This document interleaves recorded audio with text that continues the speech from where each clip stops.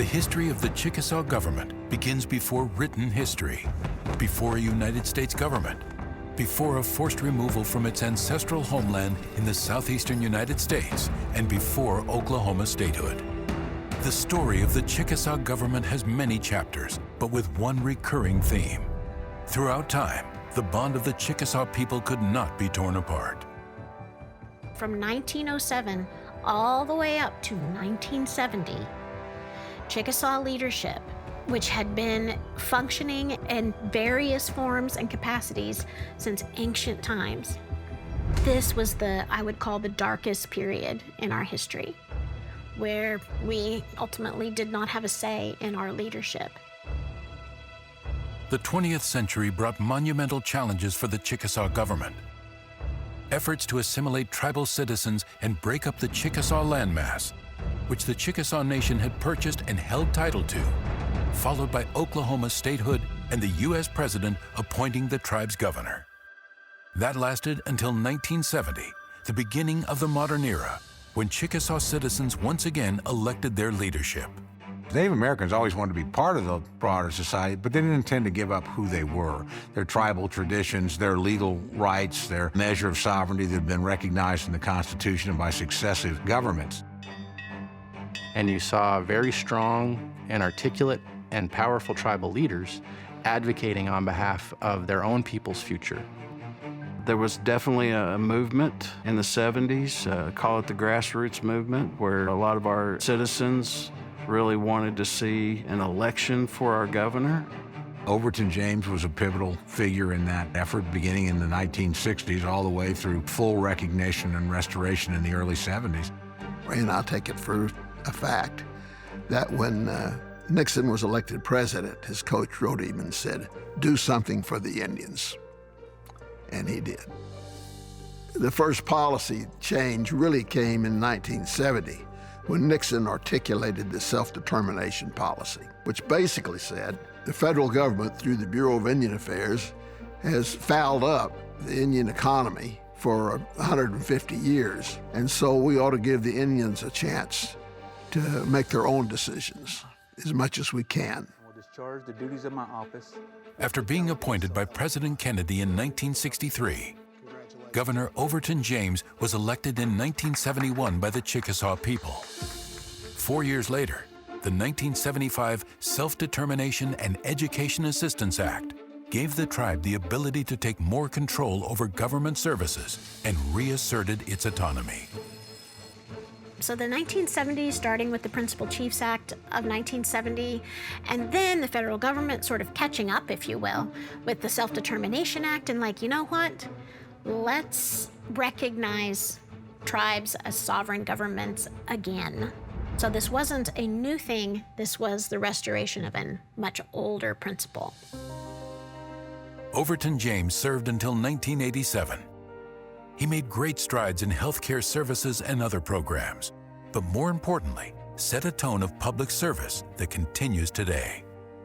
Governor James told me, it was a brief meeting, but he told me, he said, "Debbie, the one reason why you have a job is because of the Chickasaw people. And never forget that." And I never did. An updated Constitution in 1983 forged the foundation for today's Chickasaw government. Our 1983 Constitution did not just come from nowhere. It was a re-articulation of our 1856 Constitution, which was a re-articulation itself of our written laws in our homelands, which in itself was, again, a manifestation or expression of our ancient core cultural values that take us all the way back to our clan system of governance. In 1987, Lieutenant Governor Bill Anatubby was elected to his first term as governor of the Chickasaw Nation. It was the beginning of an era of prosperity, expanding citizen services, hundreds of new businesses, thousands of employees, and community partnerships that have stayed true to the government's mission.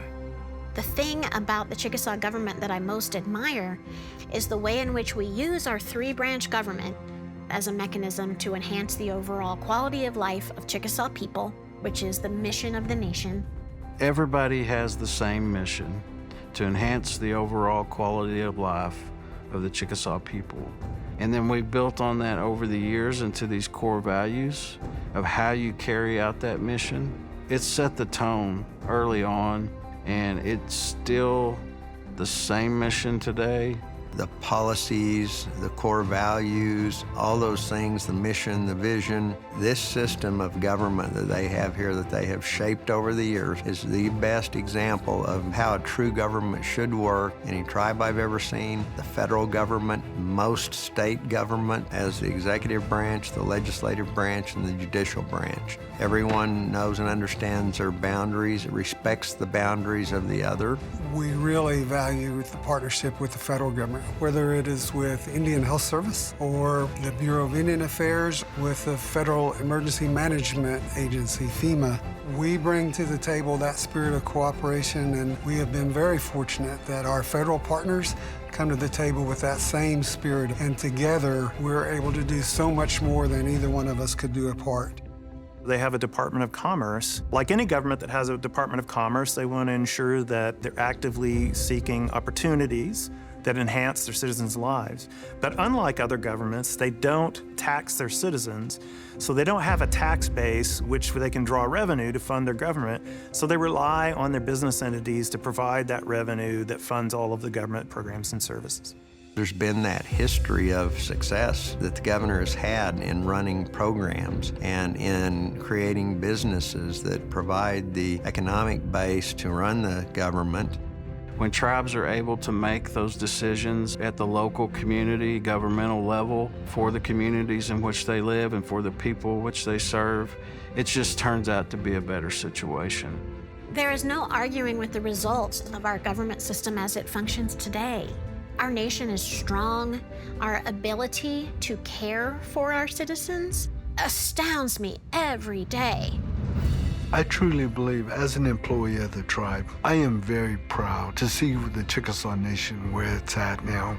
Just look what's happening for Oklahoma City and Oklahoma because of what they're doing there with the First American Museum, the park, the recreation center, the businesses that are going to come in there. Watching their operations, whether it's in the healthcare area or the gaming area or whatever, they're all committed to doing the right thing and doing it in an efficient, effective, and economical way.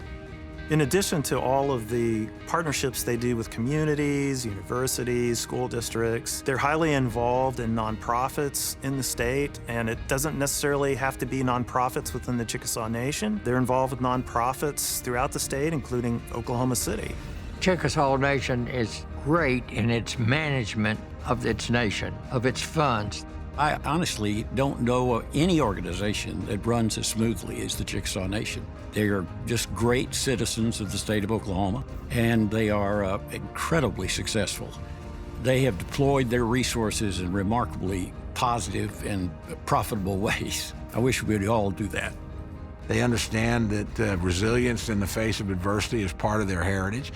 They don't want to lose it, but they also want to be able to participate fully in American life, just like every other American. We have entered into a time right now that I think most people stand up and say, Chickasaw, we are Chickasaw.